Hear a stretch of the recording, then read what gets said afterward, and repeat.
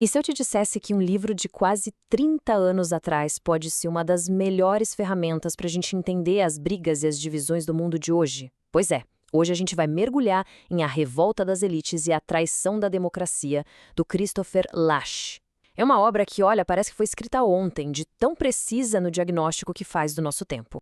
Para a gente entender o tamanho da virada que o Lasch propõe, a gente precisa voltar um pouquinho no tempo. Durante quase todo o século XX, existia um medo muito grande. Um medo que foi muito bem descrito por pensadores como o espanhol José Ortega y Gasset. O receio era que a cultura, a ordem, tudo ia ser destruído pela dominação política das massas. A ideia era que a ameaça vinha de baixo, sabe? E é exatamente aqui que o Lasch chega e vira essa lógica de ponta cabeça.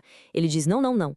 Hoje, a verdadeira ameaça para a democracia não vem mais de baixo, vem lá de cima, do topo da pirâmide social.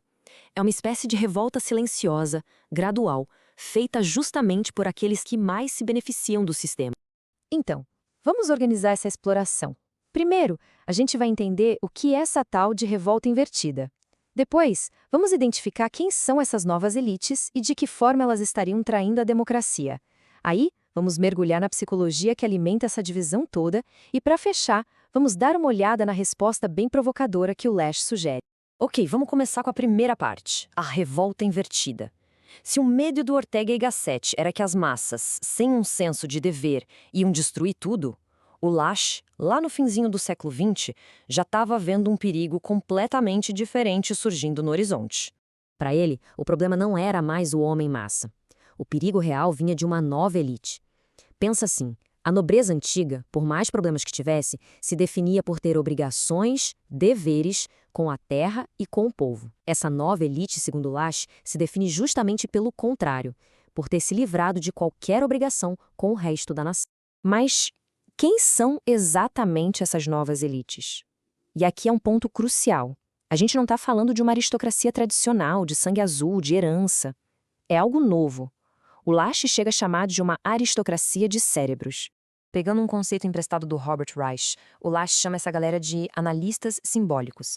Basicamente, são as classes profissionais, os gestores, gente que trabalha com informação. Pense em acadêmicos, jornalistas, executivos de grandes empresas, pessoal do cinema. A matéria-prima deles não é o aço, não é a terra. São dados, palavras, imagens. E essa elite tem características bem marcantes. A lealdade deles não é com o país, mas com redes globais. Eles se sentem muito mais próximos de um colega de profissão em outra capital do mundo do que do seu próprio vizinho. Isso acaba criando uma bolha, sabe? Um isolamento da vida comum que, segundo Lasch, leva a um certo desprezo por aquilo que ele chama de Middle America, o coração do país, que passa a ser visto como um lugar atrasado, provinciano.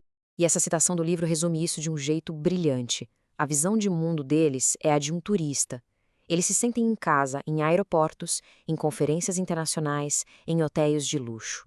Pro Lasch, esse desapego de um lugar real, de uma comunidade concreta, torna impossível ter uma dedicação verdadeira à democracia. Então, essa tal revolta não é um golpe violento com tanques na rua. É algo muito mais sutil. É uma secessão gradual. É como se eles estivessem, aos poucos, se retirando das responsabilidades e das instituições que formam a vida em comum de um país. E na prática, a gente vê isso de formas muito concretas. Essa elite tira os filhos das escolas públicas, contrata a segurança privada para viver em condomínios fechados, abandona os parques, os transportes públicos. Eles basicamente criam um mundo paralelo só para eles. E com isso se perde totalmente a noção de um destino compartilhado, que é, no fundo, a base de qualquer democracia. E agora a gente chega no coração do argumento, na psicologia por trás dessa divisão toda. Porque a análise do Lasch não é só sociológica. Ele vai fundo no que sustenta, psicologicamente, essa fratura na sociedade. O que o Lasch identifica é o surgimento de uma cultura que ele chama de terapêutica. É uma cultura onde ideias como responsabilidade pessoal e julgamento moral são meio que deixadas de lado. E no lugar entra uma linguagem de terapia, de trauma, de compreensão. A própria política acaba se parecendo com uma grande sessão de terapia. E isso nos leva a um conflito central, um choque entre duas éticas. De um lado, o que ele chama de ética da compaixão, que tende a ver as pessoas como vítimas das circunstâncias e sempre culpa a sociedade. E do outro lado, a ética do respeito, que o Lasch associa a uma tradição mais antiga que trata as pessoas como agentes responsáveis e exige que cada um assuma a responsabilidade por seus atos. A consequência direta dessa mentalidade terapêutica para o Lasch é o que ele chama de abolição da vergonha. A vergonha deixa de ser vista como um mecanismo interno de autocontrole, uma espécie de guia moral, e passa a ser tratada como uma doença, um problema psicológico que precisa ser curado por um especialista. E isso, na visão dele, remove uma das bases da disciplina e da virtude cívica. Ok, diante de todo esse diagnóstico sombrio, qual seria a saída para o Lasch? Ele propõe uma recuperação de uma tradição que ele chama de populista, mas calma, é algo bem diferente do que a gente costuma associar essa palavra hoje em dia. Não é sobre raiva ou ressentimento, mas sobre uma filosofia de autolimitação e de virtude comunitária. O populismo, na visão do Lasch, não foca no indivíduo isolado, mas em comunidades autônomas e responsáveis. É uma visão que reconhece que existem limites para o controle humano, para o desejo, e que existe competência e responsabilidade de todo mundo.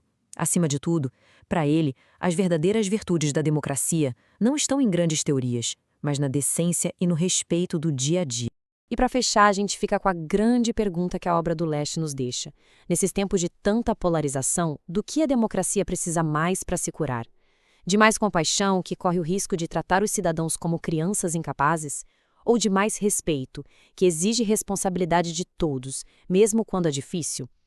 A questão fica no ar, mas a aposta de Lasch parece ser que redescobrir o valor do respeito talvez seja o caminho.